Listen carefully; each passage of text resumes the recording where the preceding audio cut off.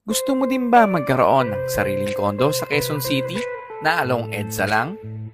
Na for as low as 15,000 to 20,000 initial cash out lang, ay magkakaroon ka na ng condo unit na ganito kaganda. At for as low as 15,000 monthly lang, via bank finance, ay sayo na ito.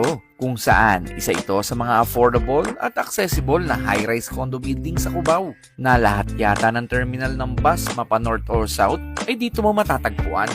At malapit sa sakayan ng train. At dahil napaka-accessible nito, napakalapit nito sa mga schools, hospital, churches, malls at marami pang iba. Perfect nga din ito para sa mga anak na nag-aaral at mga nagkatrabaho dito sa Metro Manila. So tara, samahan niyo akong bisitahin ng Urban Deca Towers Cubao na located sa EDSA Corner, Mayor Ignacio Diaz Street, Barangay San Martin de Porres, Cubao, Quezon City. Isa itong high-rise condo na may 45-story na building na merong 12 elevator. At ang nakakatuwa pa nga dito ay flood-free yung area nila at meron ding in-house security na 24/7. Ito nga pala yung itsura ng one-bedroom unit nila upon turnover. Meron itong sukat na 26 square meter.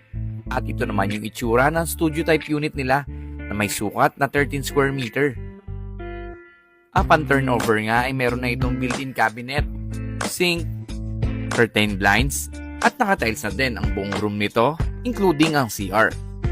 Kitang-kita mo pa nga dito sa bintana ang pagdaan ng train. At ito naman ang itsura ng studio-type unit nila na nakadress up na. Napaka-minimalist nga ng design kaya panalong-panalo. Pwede kayo kumuha ng idea dito para sa kukuhanin yung units. Napaka-cute nga nito at ang ganda ng pagkakadesign. Ultimo nga yung CR, napaka-cute kahit yung sink nga nila, matitipid mo yung tubig. So for inquiries, visit lang po kayo sa Urban Deca Towers Cubao. So for more travels, just follow us for more and God bless.